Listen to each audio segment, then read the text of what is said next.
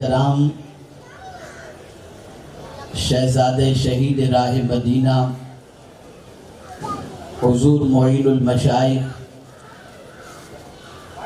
حضرت سید معین اشرف صاحب اشرفی الجیلانی صدر آل انڈیا سنی جمعیت العلماء، قابل سر تکریم بقیت الصرف خطیب اعظم حضور مفکر اسلام حضرت علامہ قمر الزمان خان صاحب اعظمی، قابل سر تکریم شہزادے شعیب الاولیاء حضرت علامہ عبد القادر علوی صاحب مدث اللہ العالی، مفتی اعظم ہالینڈ حضرت علامہ مفتی شفیق الرحمن صاحب عزیزی مدث اللہ العالی و دیگر علماء ذوی احترام مشائخ اعظام، السلام علیکم ورحمۃ اللہ وبرکاتہ۔ میرے پیارے آقا صلی اللہ تعالی علیہ وسلم کے پیارے دیوانوں، جس آیہ کریمہ کی تلاوت کا میں نے شرف حاصل کیا،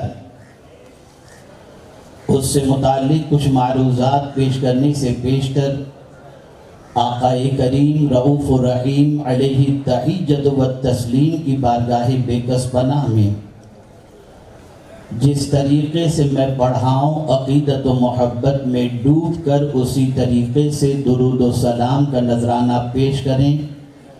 الصلاۃ والسلام علیک یا رسول اللہ، الصلاۃ والسلام علیک یا حبیب اللہ، الصلاۃ والسلام علیک یا نبی اللہ، الصلاۃ والسلام علیک یا نور اللہ، وعلی آلک و اصحابک یا حبیب اللہ، صلی اللہ تعالی علیک و آلہ وسلم۔ میرے پیارے آقا صلی اللہ تعالی علیہ وسلم کے پیارے دیوانوں، مصطفیٰ بازار میں منعقدہ شہید اعظم و مبلغ اسلام کی یاد میں اس عظیم الشان جلسے میں آپ کی اور ہماری حاضری کو اللہ رب العزت قبول فرمائے، اور ہم سب کے لیے شہید اعظم اور مبلغ اسلام کے راستے پر چلنا اللہ رب العزت جل جلالہ آسان بنائے۔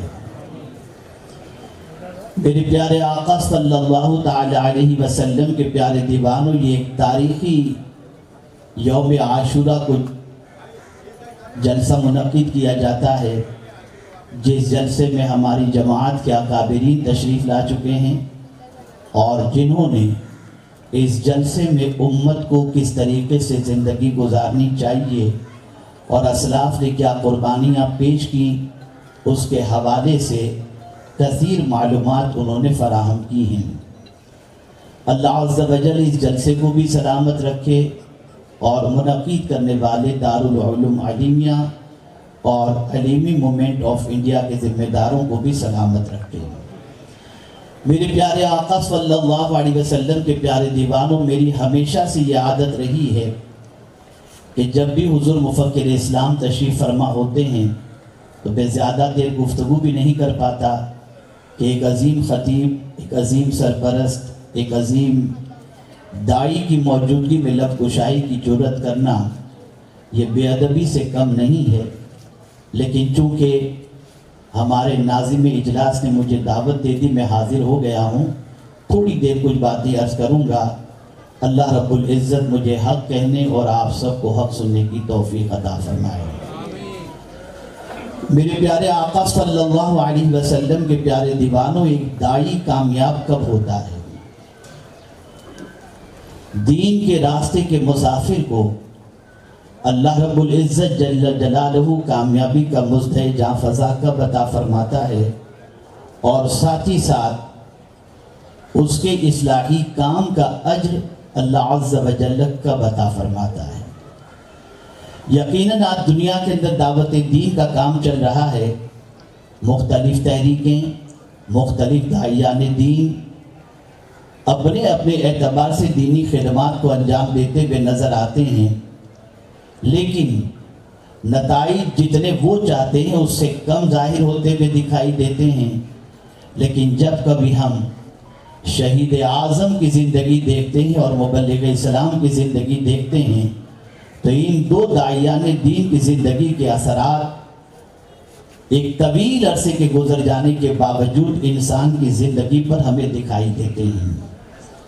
آئیے میں آپ کو سمجھاتا ہوا چلوں ان کی زندگی میں وہ کون سی چیز تھی، انہوں نے وہ کون سے اوصاف اپنا رکھے تھے جس کی بنیاد پر ان کی زندگی مؤثر بھی تھی، ان کی دعوت بھی مؤثر تھی، ان کی زبان سے نکلنے والے کلمات انسان کے دلوں کو جھنجھوڑ دیتے تھے. اور کبھی ایسا بھی ہوتا کہ کفر کی وادیوں میں بھٹکنے والا انسان ان کے کلمات خیر کو سننے کے بعد کفر کی وادیوں سے نکل کر اسلام کے اندر داخل ہوتا ہوا دکھائی دیتا تھا. آپ ذرا سوچیں، شہید اعظم کی زندگی کے اثرات صدیاں گزر چکی لیکن آج بھی انسان کو دعوت دین دیتی ہوئی نظر آ رہی ہیں. میں آپ کو بتاؤں، عمومی طور پر جب شہید اعظم کی زندگی پر گفتگو ہوتی ہے تو ایک وصف کو خاص طور پر بیان کیا جاتا ہے اور اسی وصف سے انسان کو اس عمل کی طرف ابھارا جاتا ہے، اور وہ وصف ہے سجدہ، کہ تاجدار کربلا نے اپنی جان سجدے میں دے دی. اس میں کوئی انکار کی بات نہیں کہ سجدہ بہت عظیم چیز ہے، قرب الہی کا ذریعہ ہے. حالت نماز میں جان کا جان آفریں کے سپرد کر دینا یہ بہت بڑے کمال کی بات ہے. لیکن میں اتنا ضرور عرض کروں گا کہ کربلا میں امام حسین نے صرف قرآن کی ایک ہی آیت پر عمل نہیں کیا تھا، اقیم الصلاۃ، نماز قائم کرو، بلکہ اگر میں یہ کہوں تو غلط نہ ہوگا، امام حسین نے کربلا میں اس آیت پر مکمل عمل کر کے بتایا، یا ایھا الذین آمنوا ادخلوا فی السلم کافہ، اے ایمان والو اسلام میں پورے پورے داخل ہو جاؤ. جس طریقے سے آج ہم قرآن کی 10-12 آیتوں سے زیادہ آیتوں پر عمل کی نہ دعوت دیتے ہیں نہ عمل کرتے ہیں، نماز، روزہ، حج، زکوٰۃ، طلاق، بس انہی مسائل میں ہماری گفتگو ختم ہو جاتی ہے، حالانکہ پورا قرآن اللہ عز و جل کی عظیم ترین کتاب ہمیں دعوت دیتی ہے کہ اگر تم رحم و کرم کی بھیک چاہتے ہو، اللہ عز و جل سے رحم و کرم کے امیدوار ہو، تو قرآن کہتا ہے وَهَذَا كِتَابٌ أَنزَلْنَاهُ مُبَارَكٌ فَاتَّبِعُوهُ وَاتَّقُوا لَعَلَّكُمْ تُرْحَمُونَ. پوری کتاب کی پیروی کی دعوت دی جا رہی ہے، پوری کتاب پر عمل کی دعوت دی جا رہی ہے. اگر مختصراً میں یہ کہوں تو غلط نہ ہوگا کہ کربلا کے تاجدار کی زندگی ایک آیت پر محدود نہیں تھی. اگر پورے قرآن کے عامل کو دیکھنا ہے تو وہ شہید اعظم کی زندگی تھی. میرے پیارے آقا صلی اللہ علیہ وسلم کے پیارے دیوانوں، اگر اس کو سمجھنا ہے تو امام حسین کا وہ خطبہ جو یزیدیوں کے سامنے امام حسین نے دیا تھا، اس خطبے کو آپ سمجھیں تاکہ آپ محسوس کر سکیں کہ پورے قرآن پر امام حسین کا عمل کتنا تھا. امام حسین نے یزیدیوں کے سامنے یہ نہیں فرمایا کہ تم جانتے ہو کہ میں سجدے بہت کرتا ہوں، تم جانتے ہو کہ مجھے تلاوت سے بے پناہ محبت ہے. یقیناً امام حسین کی زندگی اس پر بالکل عمل پیرا تھی، لیکن امام حسین نے یزیدیوں کے سامنے خطبے کے دوران خطبے کے اندر یہ فرمایا کہ دیکھو تم مجھ سے کیا چاہتے ہو اور تم مجھ سے کیوں جنگ کرنا چاہتے ہو. اور پھر اس کے بعد امام حسین نے فرمایا تھا اس وقت زمین پر میرے علاوہ کوئی نواسے رسول نہیں، اور میں آج تم سے پوچھنا چاہتا ہوں، بتاؤ میں نے تم میں سے کسی کا مال ہضم کیا ہے؟ بتاؤ میں نے تم میں سے کسی پر کوئی زیادتی کی ہے؟ بتاؤ میں نے کسی کی زمین پر ہاتھ ڈالا ہے؟ اس طریقے سے امام حسین نے مخلوق کے حقوق کے سلسلے میں باطلوں کے سامنے یہ بات کہی تو جواب کے اندر کسی کی ہمت نہ تھی کہ امام حسین کے سلسلے میں کوئی ایسی بات وہ کہہ سکے. اگر تصور میں تاجدار کربلا سے پوچھا جائے کہ یا امام آپ تو جانتے تھے کہ کربلا کے اندر جام شہادت آپ نوش فرمائیں گے اور یہ پورے پلان کے ساتھ آئے تھے کہ آپ کو شہید کریں گے. پھر ان کے سامنے یہ خطبہ دینے کی وجہ کیا ہے؟ تو امام حسین رضی اللہ المولا تبارک و تعالی عنہ کا وہاں سے جواب یہی تو آئے گا کہ آپ یہ فرمائیں گے تاریخ قیامت تک کے لیے گواہ ہو جائے کہ یہ جنگ ہمارے ساتھ جو ہو رہی تھی اس میں ہمارا کوئی قصور نہیں تھا. ہم نے نہ کسی کو ستایا تھا، نہ کسی کی زمین، نہ کسی کی امانت، نہ کسی کا مال، نہ کسی کو تکلیف، ہم نے کچھ بھی نہیں کیا تھا. یہ جنگ صرف اس لیے تھی کہ میں باطل کے ہاتھ میں ہاتھ دے دوں، لیکن میں کیا کروں، میں کیسے ہاتھ دوں؟ اس لیے کہ قرآن تو پورا عمل کے لیے ہے، اور میرے رب نے واضح طور پر فرما دیا وَلَا تَرْكَنُوا إِلَى الَّذِينَ ظَلَمُوا فَتَمَسَّكُمُ النَّارُ، ظالموں کے سامنے نہ جھکو ورنہ آگ چھوئے گی. امام نے اس آیت پر عمل کر کے بتا دیا جان تو دے سکتا ہوں لیکن قرآن کے خلاف عمل نہیں کر سکتا. اے رسول رحمت صلی اللہ تعالی علیہ وسلم کے دیوانوں، آپ دیکھیں یہی وجہ ہے کہ سجدے کے اندر جان یقیناً دی اور سجدے سے محبت یقیناً دی، لیکن ساتھ ہی ساتھ امام حسین دامن قرآن کو تھامے ہوئے تھے.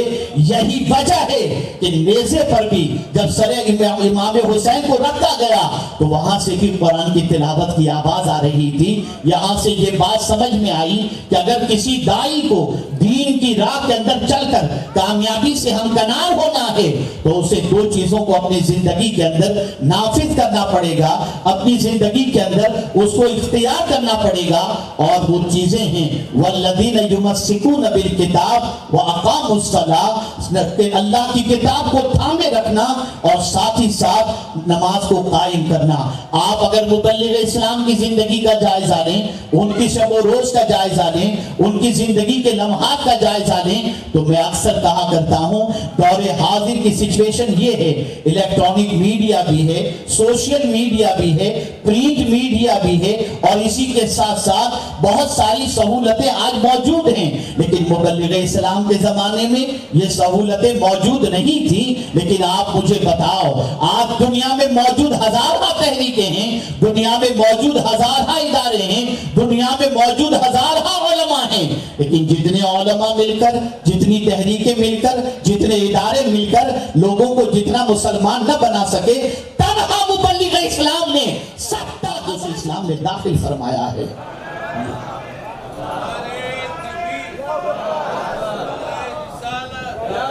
وہ کون سی چیز تھی؟ کیا وہ سرمایہ لٹاتے تھے؟ نہیں، وہ دو چیزوں کے عامل تھے. وہ اٹھتے تھے تو قرآن کے سائے میں، وہ سوتے تھے تو قرآن کے سائے میں، وہ رات اٹھتے تھے تو اللہ کی کتاب کی تلاوت میں مصروف ہو جاتے. نماز ان کی زندگی کے لیے سب سے عظیم چیز تھی. اللہ اکبر. جب اقامت صلاۃ اس طریقے سے ہو کہ ایک وقت کی نماز کا چھٹنا تو بہت دور کی بات ہے، نبی رحمت صلی اللہ علیہ وسلم کے طریقے پر عمل کرتے ہوئے صرف پنجانہ نماز جو نہ پڑھتا ہو، جو تہجد بھی پڑھتا ہو، جو اوابین بھی پڑھتا ہو، جو اشراق بھی پڑھتا ہو، جو چاشت بھی پڑھتا ہو، اور جو قرآن کی تلاوت بھی کرتا ہو، پھر اللہ اس کی زبان میں تاثیر پیدا کر دیتا ہے اور اس کے اجر کو اللہ ضائع نہیں فرماتا. پھر جب وہ کہتا ہے تو اس کی باتیں دل کو چیر دیتی ہیں، اور دل کو چیرنے کے بعد اس میں وہ باتیں جگہ پکڑ لیتی ہیں. اے رسول اعظم صلی اللہ علیہ وسلم کے دیوانوں، کس قوم سے کہا جائے کہ تم قرآن کو تھامو؟ کس قوم سے کہا جائے کہ تم قرآن کی تلاوت کرو؟ کس قوم سے کہا جائے کہ تم قرآن پر عمل کرو؟ اس قوم سے جس کو قرآن پڑھنا ہی نہیں آتا، اس قوم سے جو تجوید اور ترتیل کے ساتھ قرآن پڑھنا نہیں جانتی، اور وہ قوم جس نے قرآن کو طاق زینت بنا دیا. وہ قوم اگر جس سے پوچھا جائے کہ تم روزانہ واٹس ایپ پر یہ تو چیک کرتے ہو کہ میرے فلاں دوست نے واٹس ایپ آخری کب دیکھا تھا، ایک چپتا ہوا سوال میں آپ سے پوچھتا ہوں، ذرا یاد کرو آپ نے آخری بار قرآن کب کھولا تھا؟ کب کھولا تھا آپ نے قرآن؟ کیا یہ کتاب طاق کی زینت بنانے کے لیے ہے؟ کیا یہ کتاب صرف مرنے والوں کے لیے، ایصال ثواب کے لیے ہے؟ اگر یہی ہوتا تو پھر کربلا کے تاجدار اس پر عمل کیوں کرتے؟ اے رسول گرامی وقار صلی اللہ علیہ وسلم کے دیوانوں، اللہ کی کتاب سے لا تعلقی کی بنیاد پر اس کی ناراضگی کی بنیاد پر رب کی ناراضگی کو ہم نے دعوت دی. ہم سب کچھ سیکھنا چاہتے ہیں، اللہ کی کتاب سیکھنا نہیں چاہتے، نہ اولاد کو سکھانا چاہتے ہیں. لیکن شہید اعظم کا پیغام، حضور مبلغ اسلام کا پیغام ماننے والوں کو یہی ہے، اس کتاب سے تعلق کو مضبوط کرو. اس لیے کہ اگر یہ کتاب تلاوت کے لائق نہ ہوتی، سمجھنے کے لائق نہ ہوتی، عمل کے لائق نہ ہوتی، تو وہ رسول جس پر اللہ نے یہ کتاب نازل فرمائی، اس رسول سے مولا یہ نہ فرماتا اتلو ما اوحی. اسی کے ساتھ آخر حضور صلی اللہ علیہ وسلم نے انسانی زندگی میں انقلاب کن چیزوں کے ذریعے پیدا فرمایا؟ تو قرآن کہتا ہے یتلو علیکم آیاتنا ویزکیکم ویعلمکم الکتاب والحکمہ ویعلمکم ما لم تکونوا تعلمون. حضور نے قرآن کی تلاوت کی اس لیے کہ انسان کے کلام کی تاثیر جدا ہوتی ہے اور خدا کے کلام کی تاثیر جدا ہوا کرتی ہے. اور تاثیر تو آپ بھی جانتے ہو، میں بھی جانتا ہوں، ان پڑھ بھی جانتا ہے، پڑھا لکھا بھی جانتا ہے. جبھی تو مرنے والے کے لیے ایصال ثواب اس کتاب کے ذریعے کرتا ہے کہ اس کی تاثیر قبر میں پہنچے گی. میں پوچھنا چاہتا ہوں جب اس قرآن کا اثر مرنے والے کو ملتا ہے تو کیا زندے کو نہیں ملے گا؟ جب مردے کو اس کا فائدہ پہنچتا ہے تو کیا زندے کو اس کا فائدہ نہیں پہنچے گا؟ آج رسموں سے باہر نکلو. میں بڑی معذرت کے ساتھ عرض کروں گا، ہماری نماز بھی فارمولیٹی کی ہو گئی، ہمارے روزے بھی فارمولیٹی کے ہو گئے، ہمارے حج بھی فارمولیٹی کے ہو گئے، ہماری زکات بھی فارمولیٹی کی ہو گئی، اور بڑی معذرت کے ساتھ جلسے بھی فارمولیٹی کے ہو گئے. ہم آتے ہیں، سنتے ہیں، بڑی اچھی بات تھی، چلے جاتے ہیں. اس لیے کہ ہمارا مقصد آنے سے پہلے یہ نہیں ہوتا. جو کچھ گائیڈ لائن، راستہ ہمیں دکھایا جائے گا ہم اس پر عمل کریں گے. جب فارمولیٹی ہی کا تصور بن گیا تو زندگی ہماری بے کیف ہو گئی، زندگی ہماری بے چین ہو گئی. عرض کرنے کا منشا یہ ہے، مسلمانوں اللہ کی کتاب سے اپنے تعلق کو مضبوط کرو. مبلغ اسلام کامیاب ہوئے، اس کی وجہ یہ تھی کہ انہوں نے کتاب کو تھامے رکھا تھا. تھامنے سے مراد سینے پہ لگا کر چلتے ہی نہیں تھے، بلکہ اس کتاب پر عمل پیرا تھے. اس کتاب کو سینے سے لگانے کے ساتھ ساتھ اس کتاب کو عمل کی کتاب سمجھ کر اس کو اپنی زندگی میں سمائے ہوئے تھے. اور شہید اعظم کا بھی پیغام یہی ہے کہ صرف میں نماز کی دعوت تمہیں دینے نہیں آیا، بلکہ پوری زندگی میری تمہارے سامنے ہے. میری زندگی کا ایک ایک گوشہ تمہیں بتا دے گا کہ میرا کوئی اٹھنے والا قدم اسلام کے خلاف تمہیں نظر نہیں آئے گا. یہی وجہ ہے کہ بھائیوں کا حق اتنا ادا کیا کہ بھائی امام حسین سے پہلے قربان ہونے کو تیار ہو گئے.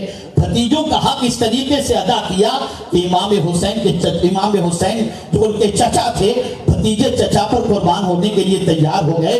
بہن کا حق اس طریقے سے ادا کیا کہ بہن اپنے بیٹے کو لٹانے کے لیے تیار ہو گئی. وہ یا ایک کمپلیٹ اسلام کو دیکھنا ہے تو امام حسین کی زندگی کے مختلف گوشوں کو دیکھو. اللہ رب العزت تاجدار کربلا کے نقش قدم پر چلنا ہمارے لیے آسان بنائے، اور حضور مبلغ اسلام کے دعوت کے طریقے کو اختیار کرنے کے ساتھ ان کی حیات طیبہ کو اختیار کرنے کی اللہ ہم سب کو توفیق نصیب فرمائے. میری گفتگو میں اگر کوئی لفظش ہوئی تو اللہ مجھے معاف فرمائے. استغفر اللہ ربی من کل ذنب واتوب الیہ وما علینا الا البلاغ المبین. السلام علیکم ورحمۃ اللہ وبرکاتہ. تیرے زمین پر جب تک نہ ہو نزول کتاب، تیرے زمین پر جب تک نہ ہو نزول کتاب، گرہ کشا ہے نہ راضی نہ صاحب کشاف. خطابت کا جوہر بھی بڑا عظیم جوہر ہوا کرتا ہے.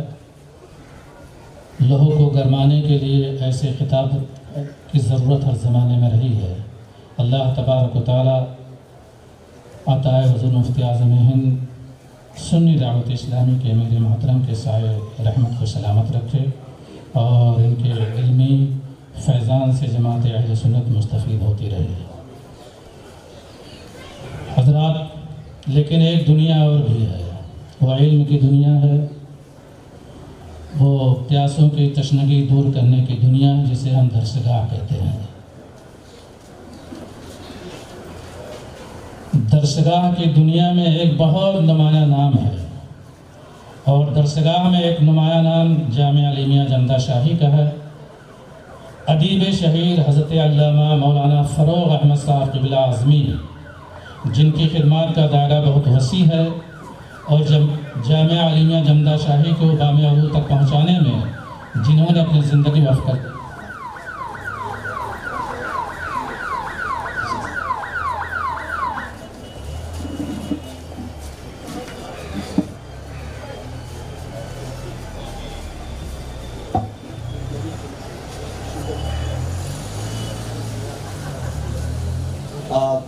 آپ حضرات اپنی جگہ تشریف رکھیں، چونکہ حضور مفکر اسلام کے لیے دعا فرمائے اللہ تعالیٰ حضرت کو درازی عمر بالخیر عطا فرمائے، چونکہ روزے سے بھی ہیں اور تھوڑی سی طبیعت دعاؤں کی گزارش ہے. جانے دیں حضرت.